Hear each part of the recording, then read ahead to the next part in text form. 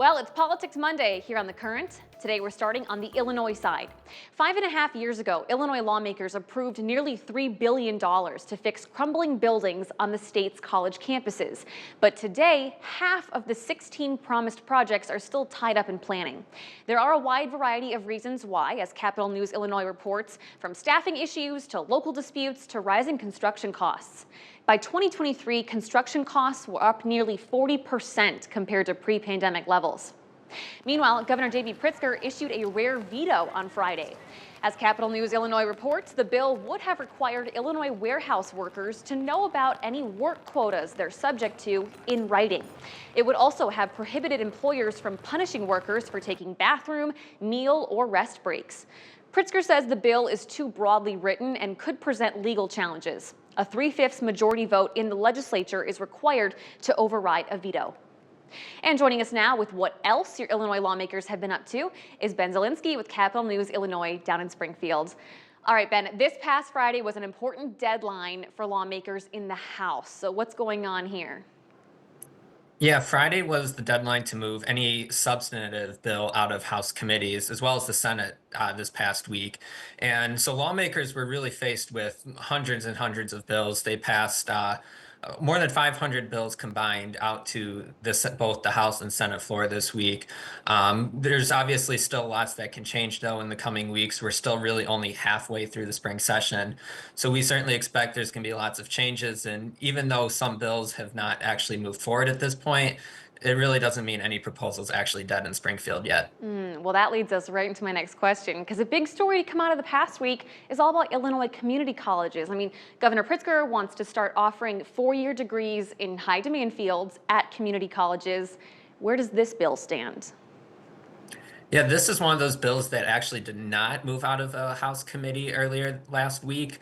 Representative Katie Stewart, she's the chair of the House Higher Education Committee, and she did not call the bill for a vote in the committee because there's a lot of concerns that this bill could end up causing some unintended consequences for the state of Illinois. So the governor's goal here really is to allow more community colleges to provide four-year degrees, especially in certain specialized programs like nursing. But the concern for a lot of universities and certainly some lawmakers is that if this bill were to move forward, this could actually end up hurting a lot of four-year universities that provide these programs and end up purging students away from the universities that are traditionally providing these and send them to community colleges.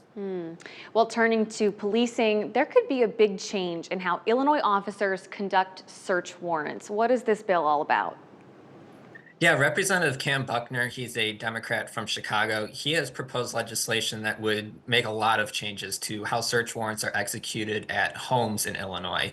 So this bill was inspired after there was a Chicago woman who had her home wrongfully searched several years ago. The Chicago Police Department had the wrong address for a person they were looking for and ended up in a single woman's house right in the middle of the night as well.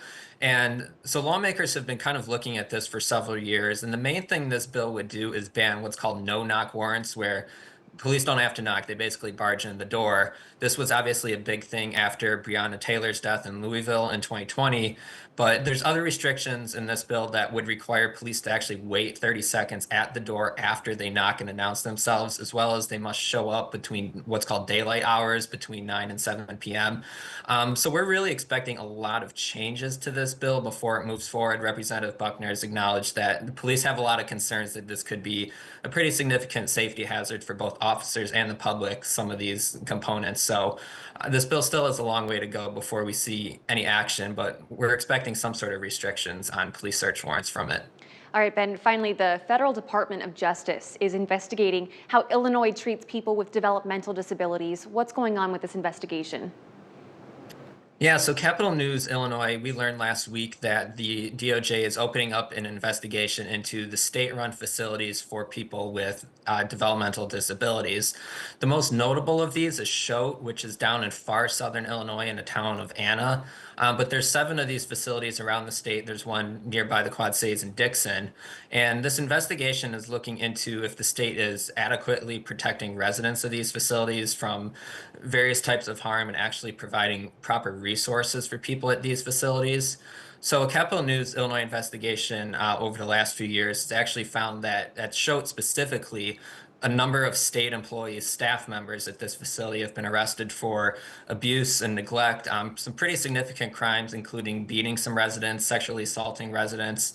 And this actually follows an investigation that the DOJ did back in 2007 for very similar things. So it appears that the DOJ is watching this and seeing that there's a lot of issues that aren't resolved at a lot of the facilities here in Illinois. So we'll be keeping an eye on any more fallout from the Department of Justice investigation if there's more claims of abuse and neglect at these facilities. Yeah, that was excellent reporting born out of years of work. Ben, thank you so much for your time today. Thanks, Shelby. As always, you can check out any of Capital News Illinois' reporting by heading to WQAD.com and clicking on the As Seen on TV tab.